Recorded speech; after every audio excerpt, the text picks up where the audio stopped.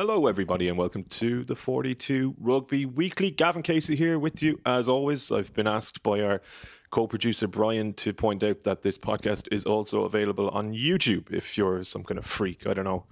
Those are my words, not Brian's. But you can watch us and we do appreciate if you are tuning in through that particular medium. Hello to everybody at home through the conventional earbud method as well, I guess. Joining us as always to discuss... what have we? Munster-Ulster, RG Snyman, Jared Payne's departure, loads more. It'll become apparent. Salary caps in the URC is Bernard Jackman firstly. Berch, how are you? Good, thank you. Good, lots to talk about. Yeah, there's absolutely loads. I couldn't be bothered listing it all out. It's in the description anyway, if you need it. And delighted to say that he passed his return to podcasting protocols, having nearly had the head taken clean off him by Johann van Graan on RT on Saturday night. Murray, you look fairly sprightly for a fella who was told pretty much go fuck yourself on national television. How are you? Yeah, I'm good. I suppose it's all in the game, isn't it? I suppose that's the role you're in. And no grudges on this end. Yeah, it was a good game in the end. Obviously enjoyed being down there. It was miserable conditions, but fair play to Munster. There was a lot of bad mood around the place and they obviously had tough circumstances, but they rallied very well. So yeah, all good here, Gav. How are you? Super, thanks. We'll dive straight into that game because we've got about an hour. We won't dwell on this too long. Obviously, yourself and Owen Toole and Murray discussed it on Monday as well for the 42 members, and members can go back and check that out. I'll start with yourself, Bert. We haven't heard from you on it on this pod. How did Munster actually win that game with 14 men, and why did Ulster not win it, I suppose, more pertinently? I think Munster won it because Tadhg Beirne just pulled the worldly out. He just took the game by the scruff of the neck and became the dominant player on the field, won crucial turnovers. And in fairness to Munster, they started to play with a little bit more tempo and got some of their powerful ball carriers over the gain line. And when they do that, they look really good. And that's why I think it's so frustrating when they just try and box clever the whole game. I think when they do pick up the pace, they have so much more potential. Tom Ahern won some great line out steals at key moments, but Ulster as well. Ulster need to take I think a big amount of blame for losing the game, that they just became too conservative. I don't know what the lad said on Monday, but I just thought Munster tried to just close it out from way too early and didn't try and exploit that extra man and play the game that's alien to them, because in fairness to Ulster, they are a team who moved the ball, and if they had done that, I don't think Munster could have won the game. I mean, to lose a guy that early in a game, and the game would evenly match in terms of talent, I think generally that the team with 15 men win, but Ulster just played a stop-start game which allowed Munster make it a set-piece game, a close breakdown game, and yeah, fair play to Munster. They found a way to win, which is brilliant. And the youngsters, again, I mean, I just wish we could see more of them. Every time they get a chance, they show what they're capable of. And I believe the selection this week is gone back towards being a more conservative type selection. But I just love to see more of the likes of Hodnett, Kinsella, Ahern, etc. Because I just think they've got so much potential. Murray, watching it back, I kind of couldn't decide as to whether Ulster played into Munster's hands to an extent, or did Munster just defend really well? Probably a little bit of both, which I hate, but as Berch says, had they actually expanded themselves a little bit, that should have been on the table for them, a win there.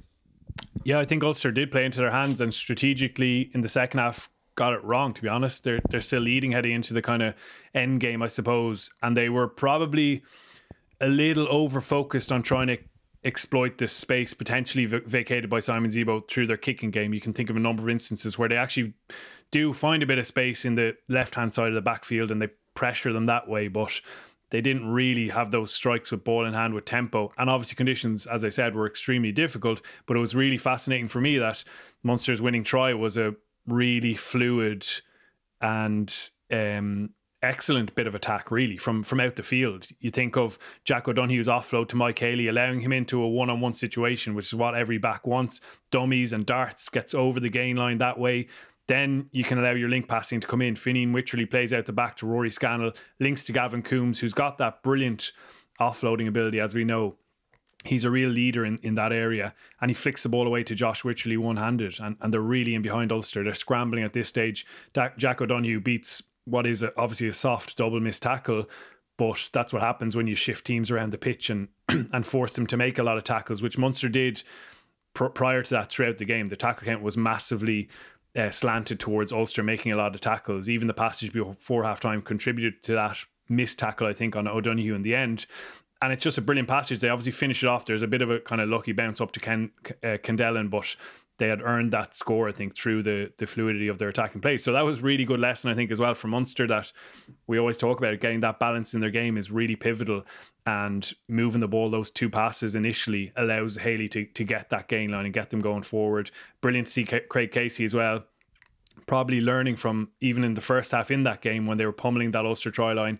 I think if they moved the ball a little bit earlier out to Haley actually on the left-hand side in that instance before halftime, they would have scored.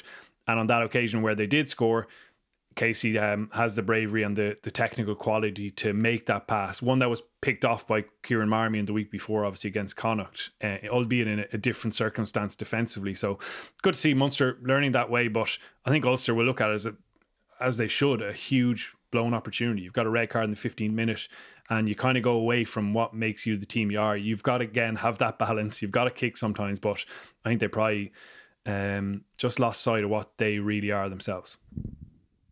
Berch, before we move on from the game, Simon Zebo escaping further punishment for that red card. What are your thoughts? Yeah, I read that the panel felt that he wasn't the first prior to contact. That when I read of it, it seems as if they felt Jack Crowley should have been sent off.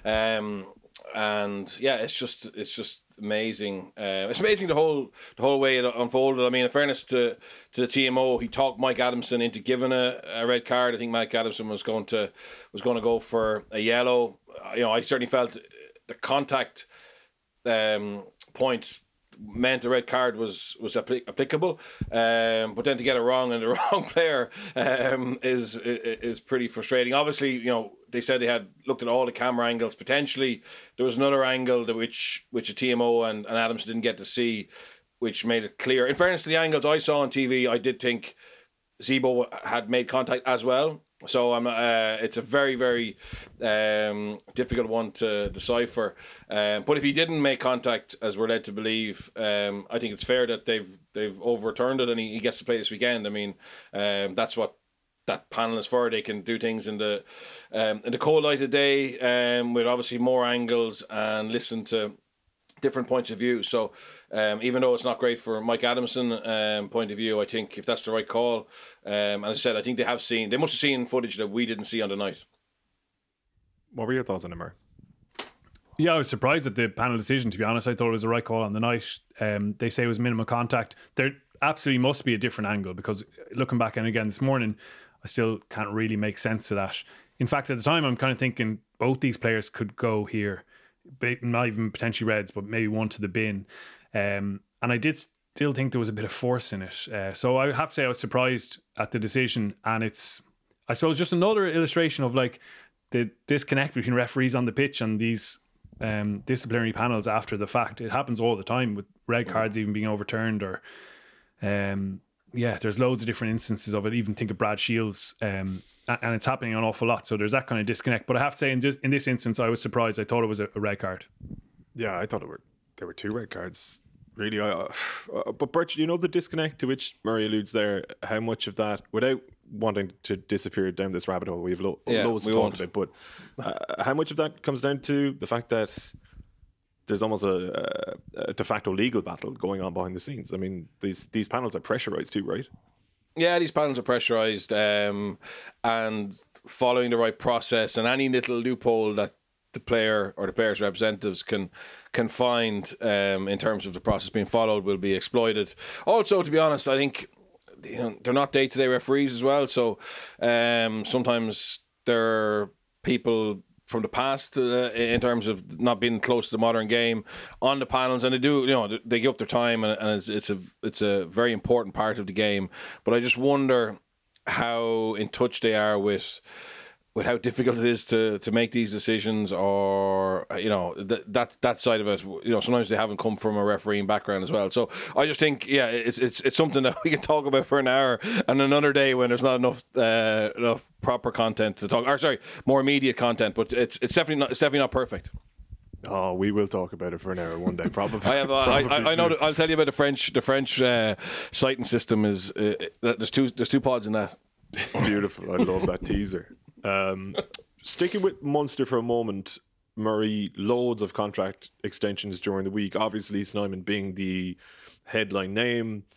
I was actually a little bit surprised. I was still under the impression that he was kind of out the gap, to be honest. I'm wondering, are you the same, or had it filtered through that maybe he was likely to stay?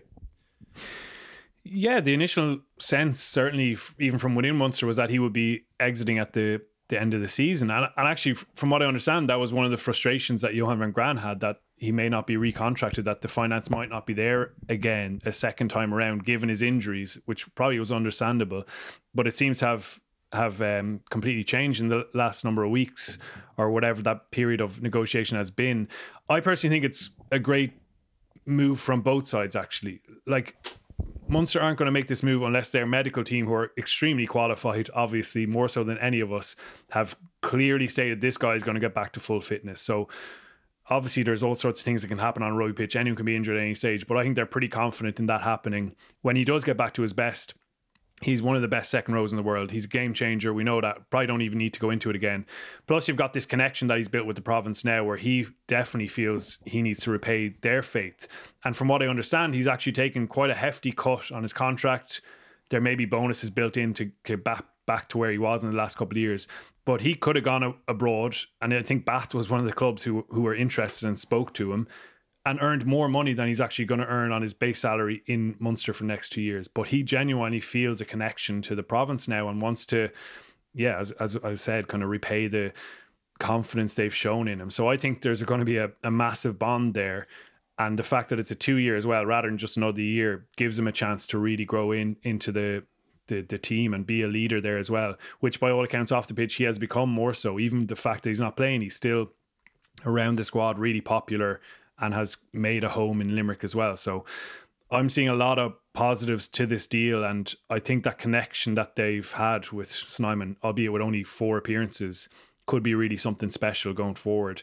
And for whoever is coming in as the director of rugby and head coach, or whatever's confirmed, like, what a player to have. It's really exciting, and as you say, loads of good contract news across the board. So there's loads of nice pieces there for the next people in. Berch, you said in your Sindo column in October, I believe, that you felt this was a good idea, this was the right approach for both province and player. But were you surprised when you heard the news during the week? Yeah, I was, but I'm delighted. I did feel in October it was the right thing to do. Players like RG, they're incredibly difficult to get. Allegedly, Munster have to knock around $1 million off their budget. And, I think that you're getting a guy who has bought into the place, incredibly popular. There's no doubt he can play. He just needs to get a running game. So I think he can be a match winner for Munster. So I think in some ways there's less of a gamble by keeping him, given that he's obviously settled, than maybe signing someone else who you've got to integrate into the squad, integrate into the locality, get their family settled. And there's also the injury risk as well. So I'm massively in favour of it. Just on the other signings, and it's maybe something that people don't think about, and it sounds really positive, but in my experience over the last 25 years is sometimes when the head coach is leaving, it's a great opportunity for agents and players to capitalise on that sense of uncertainty. And often what clubs do is they try and create, or they want to make sure that there's no speculation or focus on the board that maybe things aren't in hand, and they go out and re-sign loads of players. And sometimes that is actually a bad thing, because the new DOR, the new head coach, is going to come in and you go, well, like, everybody's under contract, or 90% are under contract, and these are the fellas who haven't actually brought success over the last 5, 6, 7, 8, 9 years. So either the coaching wasn't good enough, or there isn't enough talent in the group, or the culture's not right, or whatever. But you're going to have to, and then normally what that DOR will say is, well, I need time to put my own roster together, and you actually delay it. So just something to think about. I'm not saying, I'm not casting aspirations on any of the of the group who've re-signed, but it's just something that has happened time and time again where players who maybe aren't first choice, who aren't performing or aren't certain, or the previous head coach wasn't going to make them part of their plan, capitalise on that opportunity. I don't know if that makes sense. The other side of it is that some of those players who are being announced now actually signed when Johann van Graan was set to stay for 2 years. Like some of the stuff happens ages ago before they announce it, and I suppose that kind of changes the dynamic for them in an interesting way. Does the new head coach want them there as much as you say? It is a fascinating one. I suppose like David Newsford is supposed to have oversight in all these, isn't he, Berch, in terms of like signing off on things, in terms of potentially raising a flag if he doesn't believe that a certain deal is warranted. So you've got that kind of union oversight as well, or you would hope you do anyway. Yeah, absolutely. And look, obviously the rumours around Fekitoa coming. I did a bit of digging on that. I think that's not done. There's certainly apparently interest from a Munster point of view, and that would clearly lead you to believe that Delande is not staying. But I think, to be honest, what I hear is Fekitoa's first choice is to stay in Wasp, but what the offer from Wasp is pretty low at the moment. As they lowballed, Vey Fatita, who's apparently going to Scarlets. Wasps and English Premiership clubs are under pressure to get their cap, get under the salary cap, and the problem as well is that Fekitoa wants to play for Tonga now. So he was signed as an international who'll be there every week, and whoever signs him will probably lose him for some of the World Cup cycle. So there's lots of different things to consider in terms of whether that signing makes sense and whether it's going to happen. Someone also sent me a clip of Fekitoa taking off Simon Zebo's head in that All Blacks match a couple of years back, which I'd actually forgotten about. So that'd be an interesting one on the training ground. And he's also probably going to play against Ireland at the next World Cup as well with Tonga. Yeah. So that'll be fascinating. I still think Zebo is dishing out some cruel behaviour towards Mike Lowry. He seems to always be involved in Lowry, doesn't he? Yeah. Just you see the picture that went around of Munster training where Zebo's hitting the tackle bag and he's hitting it like really high. Went around yesterday.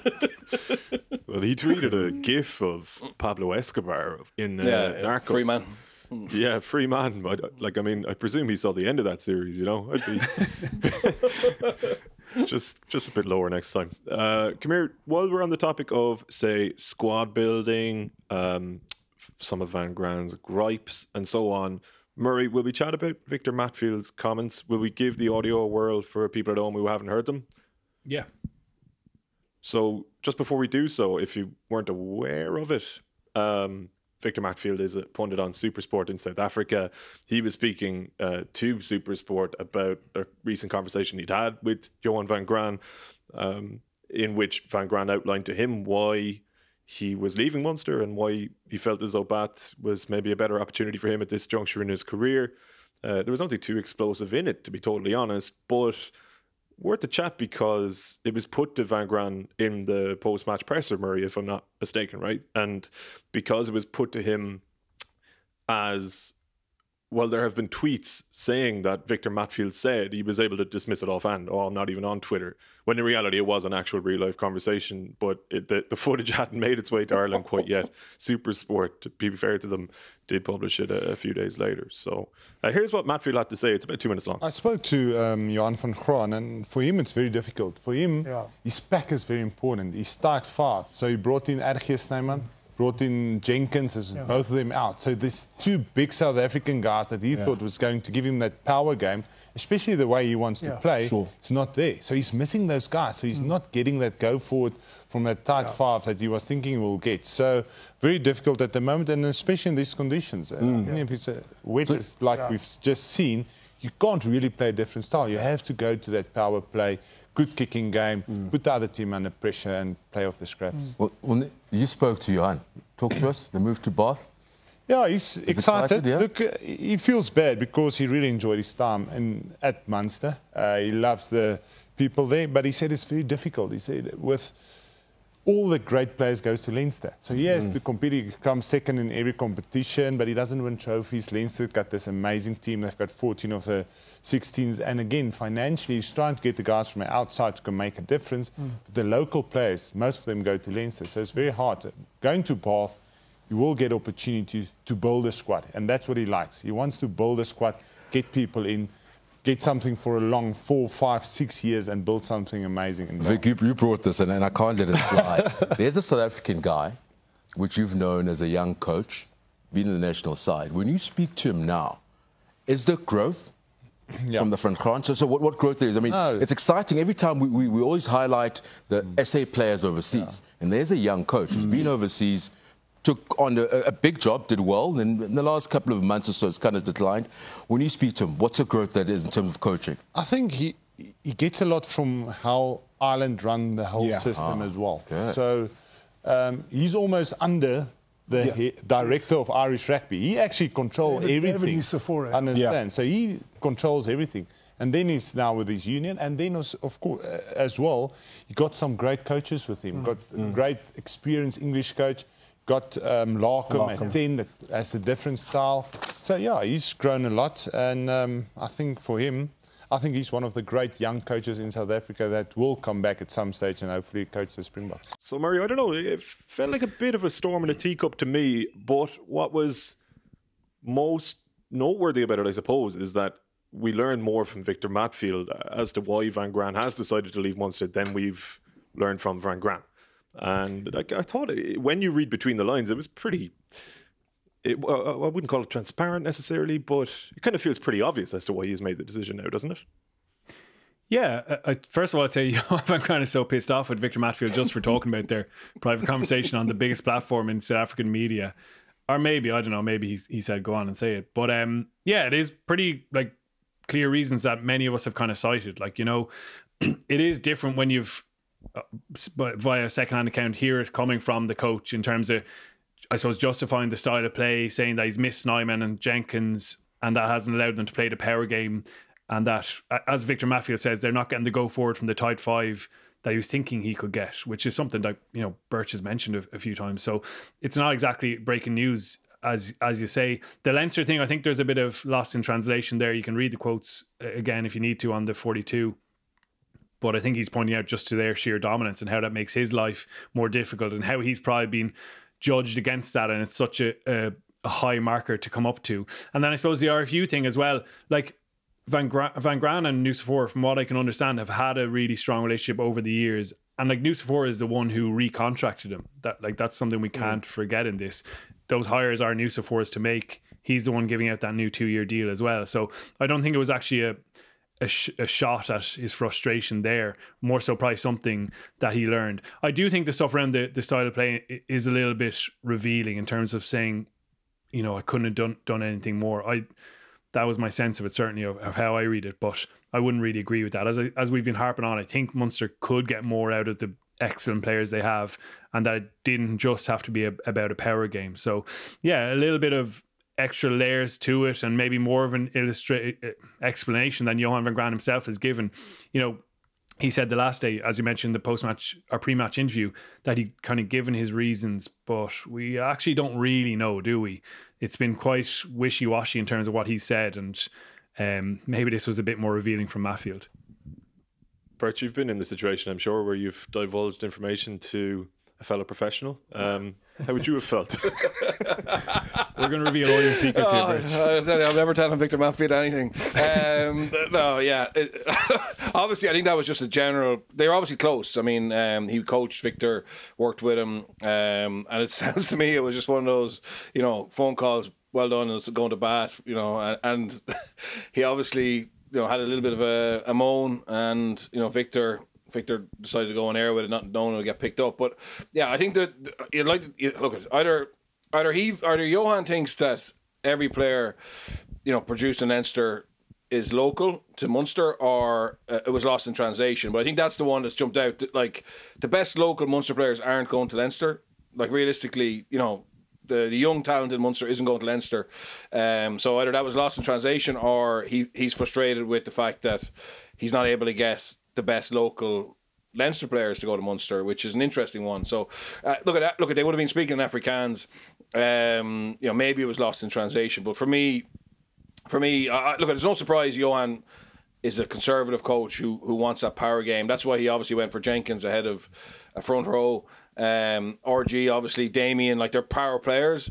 I still am 100% sure that even if those two played, they will be able to mix it with the best. Like we talk about Leinster and Ireland, you know, having been able to play that power game, but it's Porter, it's Furlong, it's Kelleher. There's a number of them. You know what I mean? And I just don't know if Munster, even with Jenkins and RG Snyman, can afford to be all about, you know, direct power game. I think they need to have more subtlety to it. But look at he might get Jenkins back. He won't get RG back for the end of the season. So maybe they'll prove us wrong, and I hope they do. Just jumping back to Ulster then, lads. Jared Payne, another high-profile departure, which was confirmed a little bit more recently.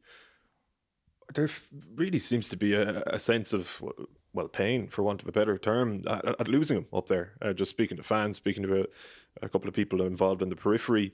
Murray, can you give us a sense of how big a loss he will be to Dan McFarlane and co? He's adapted really well to coaching. Always a very intelligent rugby player and a brilliant defender, obviously. Incredible at reading the game. Was massively missed in that Argentina quarterfinal in 2015 when obviously Argentina just shredded Ireland in the opening quarter of that game, where his nous and communication was missed. So it wasn't a huge surprise he went into the coaching side after being forced to retire. And by all accounts from Ulster's players, has had a really good impact there, has really embraced, I suppose, creating a culture around their defence. Technically, he's been excellent with individual players. Someone like James Hume, you can see the growth of him even week to week, really, with Ulster and the reads he's making. So, yeah, absolutely a loss to him. He's going to have an exciting coaching future. We'd imagine he's still only in his mid-30s, could probably still be playing realistically. And it says he's going off to pursue another opportunity. I haven't heard anything in regards to where that might be, but definitely an exciting future for him. It means a little bit more upheaval in Ulster's coaching team again, and going out and recruiting, which is never ideal. You want that continuity, as we've discussed, with relation to other provinces. But this is, I suppose, the reality of the coaching world. Things change and opportunities come up everywhere all the time, and people jump at them. So, yeah, they'll find someone else to replace him. But he's had a really good start to his coaching career and has had a real success of coming to Irish rugby and has given a huge amount to it as well. So he deserves credit for his career over here. Yeah, he's going to Bath, I think. Don't quote me on that. Berch, yeah, I think he'll be in Claremont in the top 14, and I think it's a great great next step for him. I mean, he came to Ireland to play, and you know, I think he's done a great job at Ulster. He presented to that coaching group I had in COVID. And we had great presenters, Joe Schmidt, Jamie Joseph, etc. But of the two young coaches who presented, the two ones who were most impressive were Dewald Senegal, is now in Connacht, and Jared Payne. And I think he blew us away with how he built a defence and how he built an attitude, how he communicated with us and with players. So I think he's a coach with a really bright future, and I think. I think it's, you know, he's given Ireland a really good go, you know, and I think an opportunity to coach in the top 14. Obviously, he'd know Jono pretty well. They're trying to build something. Claremont's a super club, so I think it's a natural progression for someone like him, to be honest. Berch, it feels like defence coaches, no more so than attack coaches, tend to have their own identity or their own ideology as to how a team should defend. So if you were in Ulster's shoes at the moment, or if you were working within that organisation, are you looking for somebody to replace Payne who has a similar approach to defending, or do you just tear it up and see who's the best candidate out there overall? I think it'd be good to have some continuity. I don't think you're going to get someone. It's very hard to get someone as well liked and as influential as him.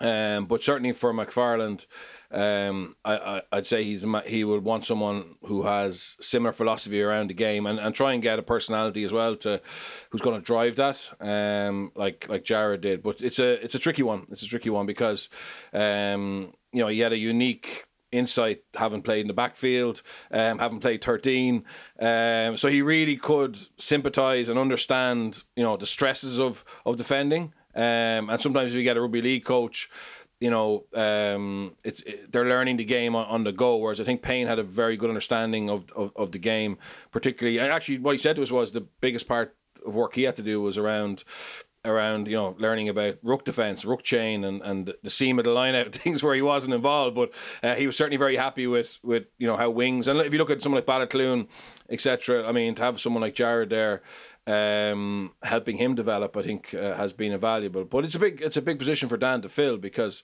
I do think he has been influential, and I think Ulster need their coaches to really get every last percentage out of that team to win silverware.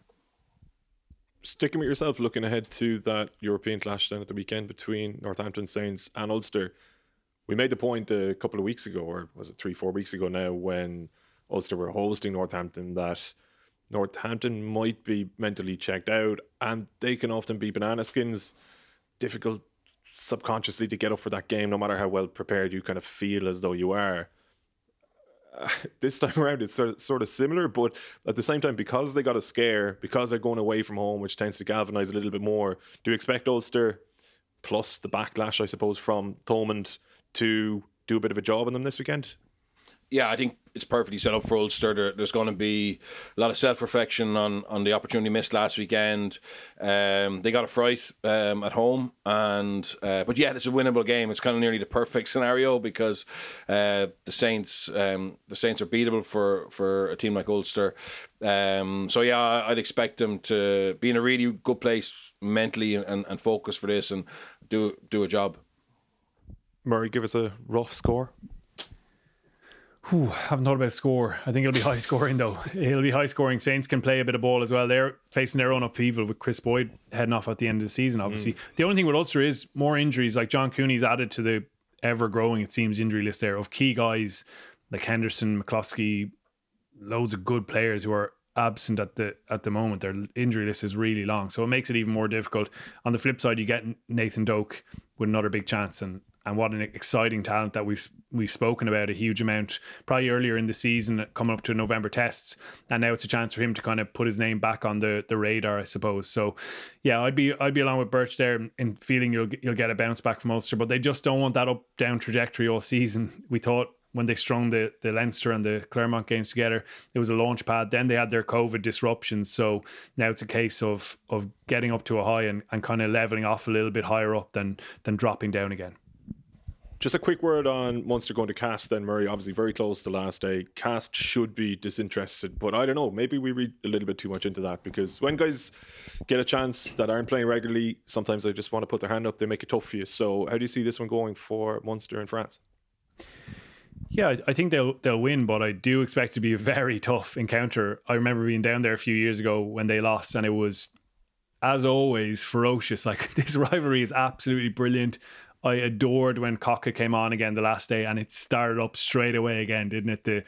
The back chat over and back. I don't know what he has against Munster, but he despises them, and it's equally well matched. So I think it's going to be a ferocious, badly tempered game again. Luke Pearson's in charge. He's going to have his hands full with that. And Cast are brilliant at making it a scrap, and they really pride themselves on areas of the game that Munster probably do as well, and around the maul, around the breakdown, around the combative side of the game. So I can see a really ferocious contest here. I think Munster, with everyone back, I suppose, will have enough quality. I will be disappointed though if that team sheet doesn't include some of those youngsters, because for me, purely on form and even on current ability, I think they should be in the squad. Like John Hodnett, I hope he's there. Kendellen has really earned his chance. As Berch said, Ahern impressed last day again. So it's not like the younger guys, I should say, because some of them are coming towards their I suppose maturity now, haven't earned a chance when they've been given it, earned another chance. So I'd love to see a nice blend in their squad, and I think they should have enough quality, yeah.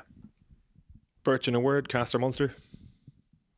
Munster just about, but it'll be a horrible game to watch. Watch the highlights for that on YouTube. 3 minutes.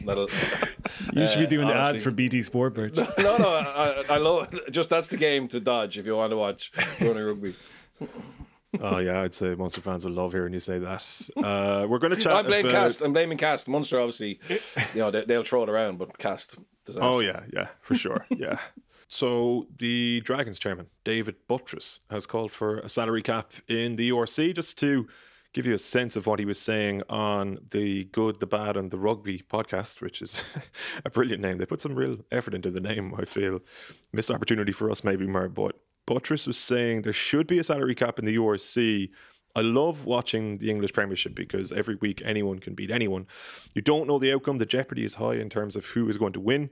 If you want to create a league that's exciting every week, you can't have one side that's triple or double the wage bill, because then you all know what the outcome is going to be. Creating an element of uncertainty around the outcome makes a great product in sport. That's why I love American sport, because a different team can win the Super Bowl in any given year. Now, we were actually going to chat about this anyway, but the members' WhatsApp group has been absolutely blowing up with requests to talk about it. And they were particularly interested in what you'd have to say about it, Berch, given where you've worked, given your knowledge of Welsh rugby and probably some of their views. So I suppose off you go. Yeah, look, I really admire Dave Buttress. He came into the Dragons the same time I did, and I think we both got our eyes opened around how difficult it's going to be financially to put together the type of environment or program we wanted to. And I admire him massively because he's still there. He's still fighting the good fight. And I listened to that interview.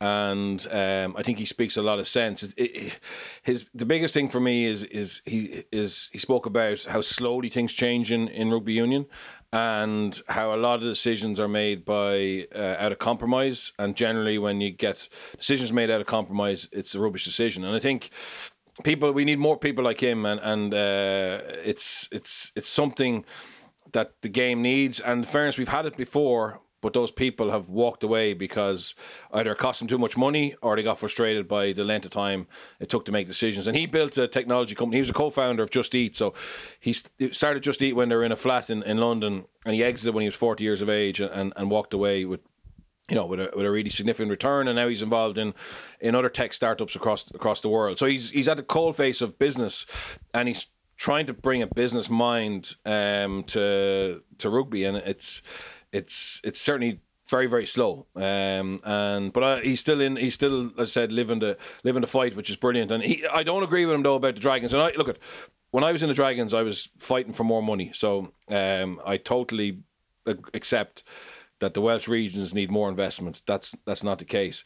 My argument was that we got a disproportionate amount of money from the WRU to the other regions, right? And that's and had historically done so. So there was historical lack of investment. But also, I don't think that we should hamper teams who have invested in themselves, invested in facilities, invested in their infrastructure over the last 15, 20 years, and bring them down to the lowest common denominator. That's not progress from my point of view. So yeah, could we have a more competitive URC if everyone's budget was 6 million? David said the Dragons' budget at the moment is around 5 million. If everyone was around 6 million, could it be more competitive? Of course it would, because Leinster would have to lose, 7 or 8 of their best players. Munster would the same, Ulster would the same. But is that good for the league? No, I don't think so. And it's interesting, at the start of that interview, they had Michael Mark from Rock Nation, who spoke about the way to build a game is star players and making them accessible and promoting them. So, the reality is, if you were to significantly reduce the budget of every team in the URC, I think we would lose star players. And that's why the Premiership are now out losing star players. So Fafita to Scarlets is a result of the cap to a certain extent. So I don't think it would help the rest. I think what we need to do is, each country, which is union controlled, and fairness to the Scots have invested. The Scots, Glasgow and Edinburgh, have invested this year in players, and they're getting the results. Edinburgh top of the log at the moment. I know there's, they mightn't finish there, but they've done well. Glasgow are much improved. So I would say what the Welsh regions need to do is get investment. I know it's very difficult because economically it's not the same landscape as Ireland. But also, having said that, say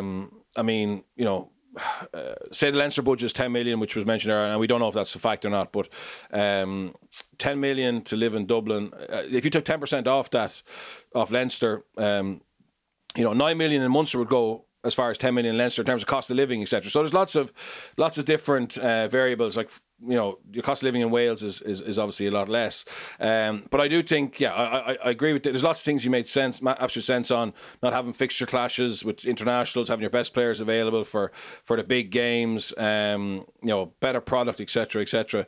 But I just don't see. I think the way forward is, and in fairness, David, he's fighting with the WRU to get more investment into the regions, because that absolutely makes sense. They've been laboured with a £20 million debt because of COVID, which they're going to have to pay back over the next 20 years. So instead of actually having more resources, they have less due to COVID and have no real clear sight of how the funding model is going to work over the next 4 or 5 years. So it's very difficult to plan. Having said that, apparently they've signed JJ Hanrahan for the next 3 years. So, there's obviously some funds there to sign players, and they'll have 2 good 10s with Sam Davies and JJ, and I think that's a positive for them on the playing field. But so there's lots of. I totally see where he's coming from, but having played coaching in Grenoble, where there was a salary cap, we were never going to get near it. But even though obviously that was frustrating at times, that was our own fault. That was where we were as a club. That was the sponsorship we had access to. That's the lack of success we've had historically. So I certainly wouldn't be in favour of punishing teams who can get good sponsorship, who can get a lot of season ticket holders, who have a lot of players playing international rugby, and have centralised contracts, etc. I don't agree with that. I think look at it, David is totally focused on trying to make the Dragons successful. So of course he has to try and find ways to make them successful. And I love the fact he's thrown these ideas out there, because he's a really creative guy, and I said he's putting his heart and soul into it. But I certainly don't think that's the way forward for the URC, and also to actually manage it and control it and supervise it across the different countries. I mean, we saw how hard it is to find an error in England, in France, where you're dealing with one country, but to have a cap that takes into account some players being paid in sterling, some players being paid in rand, different tax breaks, etc. I think it would be logistically impossible to enforce. Plus, I actually don't think. I think the answer is find ways of investing more money, and in Wales it's going to have to come from the union. It's not going to come from bums on seats, yes, but obviously if they could start to show a little bit of success. We all remember big crowds at Welsh rugby games, but the biggest issue there is that disaffection, or the sense of disconnection between the region, the clubs, the schools, the villages, and the regions, which is another podcast in itself. Yeah, we've got about 3 in the queue. Murray, come in there just on the concept of a salary cap in the URC. It obviously doesn't feel practical. Is there any other way around it other than you just have to get your house in order by any means necessary? Yeah, I will answer that. First, you said JJ to Dragons, Berch. Good move. That's 3-year contract apparently. Not confirmed obviously yet, but yeah, that's the talk in France anyway. He could be a good signing for them. I think so. I mean, Sam Davies is very good, but he probably doesn't have any competition. And to have like 2 top end 10s, like when you're a team don't have the maybe resources, you need to have your halfbacks, and they've Roger Williams, they've Tavis Noyle, they have an Argentine international at 9. I can't remember his name at the moment, but there's and then you would have Sam and JJ if it happens. Jamie Roberts, at 12. Jonah Holmes is playing great stuff. Jordan Williams. So they're starting to get together a good roster. And yeah, that's the rumour anyway in France. It obviously hasn't been confirmed by either team yet, but certainly that's the talk. Yeah, it would be a cool one. On the salary cap, I suppose, like they're not. It's not a comparable model because the French and Premiership clubs are like privately owned clubs, and everyone else in the URC, like Wales and Ireland, it's union run. And as Berch says, it's across a number of countries, making it really difficult.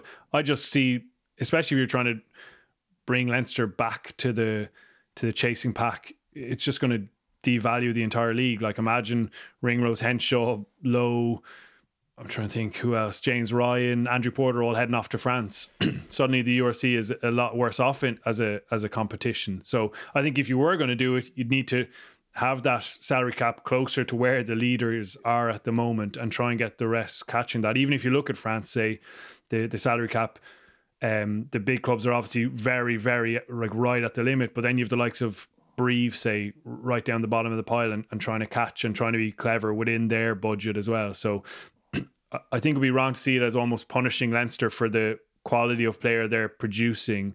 And absolutely, they have massive advantages in terms of the natural resource there, I suppose. The players who are coming out of the school system who then advance onto IRFU contracts, quite a few of them, and therefore free up more space for Leinster to contract stronger kind of squad players as well. And that just repeats itself. So yeah, I have some sympathy, I suppose, for the likes of the Dragons, but I'd look at it from the point of view, like the RFU have got this side of it right, Leinster have got this side of it right, so the pressure is on others to kind of match up to that, I suppose. It just, I'm not against salary caps.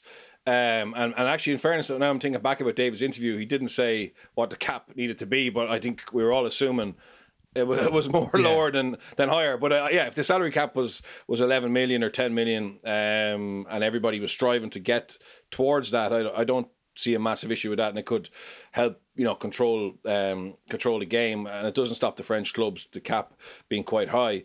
But I think it's brilliant. I mean, the owner of Newcastle Falcons was on the call, Seymour Kudai, Ellis Genge was on it. Just David obviously being on it, being out there talking about their views, their vision, what's holding them back. I mean, Seymour obviously from a Falcons point of view was part of the whole cap being brought down in the Premiership. I think Ellis Genge was probing, asking questions from a player's point of view, but he didn't have all the information. But how is he going to get the information? Because we don't really have enough stakeholders in the game who are out there. And like I said, I think having people like David are needed in rugby. People like Rock Nation have a chance of actually improving it. I wouldn't shout them down just because they're coming up with ideas, and I think the more ideas we have, the more discussion we'll have, and hopefully we will move things on faster, because they're talking about like a 25-year plan for rugby, and obviously that's great, but what are we going to do next year that's going to get us there as quick as possible, or make that chance of getting there more realistic? Totally. We have been speaking about Leinster in a little bit of detail for the first time in what feels like an eternity. They do hopefully have a game on this weekend, and it's difficult to look ahead to it, Murray, in the sense that we just haven't seen them play in so long. But I don't know, in imagination land, if Leinster are close to their best, should they get the job done against Montpellier, who have had their preparations a little bit interfered with by COVID? Yeah, they should have enough quality at home.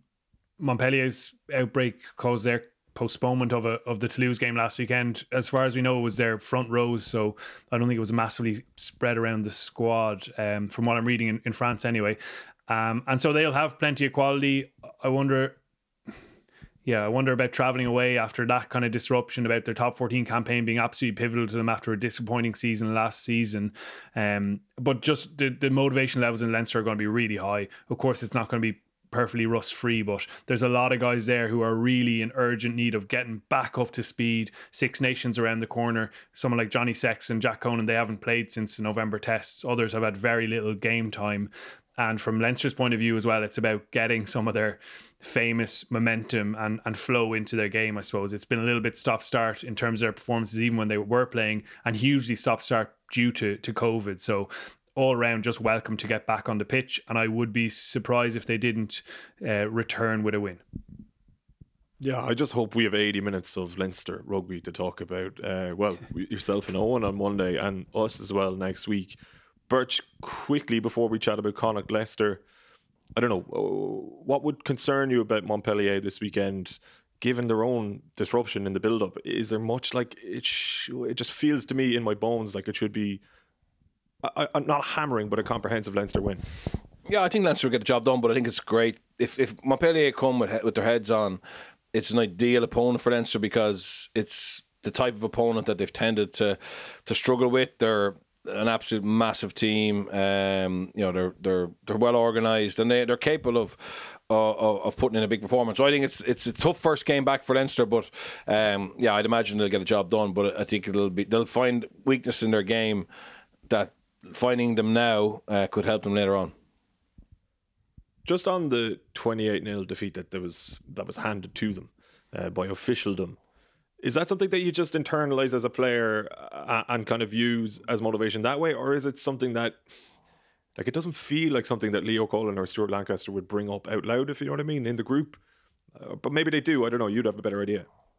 Yeah, I think they'll talk about how they're behind the 8 ball a little bit now on it, but I mean, the players will just be concerned about getting themselves back ready to play Montpellier.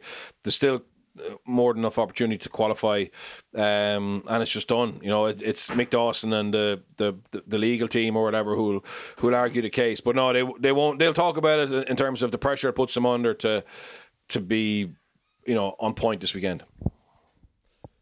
Murray, Connacht, Leicester, that has the makings of a classic, actually. And listen, Connacht need to win it. They're at home. We've seen them do it before. Leicester in unbelievable form. Which way do you see it going? Ooh, it's a tough call. I'm kind of siding towards Connacht, to be honest. It's the game I'm most excited about, I think, this weekend, given how, bar the scrum last time over in Welford Road, Connacht were very much in the mix. We've just seen Leicester lose for the first time, obviously, this season against Wasps last weekend, so they're not completely infallible. And I think Connacht have the weapons to cause problems. Last time they were extremely patient with their kicking game, which you have to be against Leicester, who are ultra patient in theirs and ultra happy to wait for you to fall out of your shape and give them an opportunity in the midst of that kind of kick exchange. So Connacht were really great with that last time, but sprinkling in a few more of their, you know, attacking traits and qualities and ability to break defenses can make it an even more irresistible product, I think. So I'm fascinated to see if they're really at that level. They've been excellent, as we've spoken about. We've given them plenty of praise, and I don't know, I kind of have a little sense that they're going to notch a big kind of landmark win here. Do you share that hunch, Berch? Yeah, no, I think it'll be this is a game that don't watch the highlights, watch the full game. But I'm looking forward to it. We have to, I suppose, mention the fact that Leicester had rotated a little bit for that home game. I mean, you know, Freddie Burns played, didn't have a very good game. I'd imagine George Ford will play this weekend. They'll go fully loaded from the start. The worry for me is the scrum.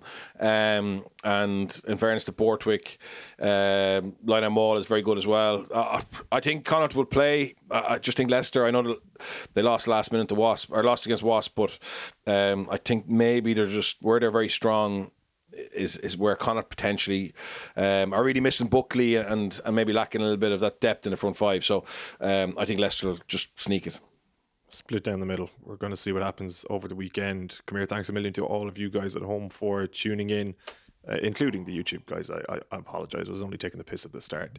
We really appreciate it. If you have questions or anything like that for next week's show, fire them in. You can get us on email, Twitter, whatever you like, or drop it into the comment section on YouTube or wherever you can reach us, really. We read them all and we try to use as many of them as we can fit into a show. So thank you again.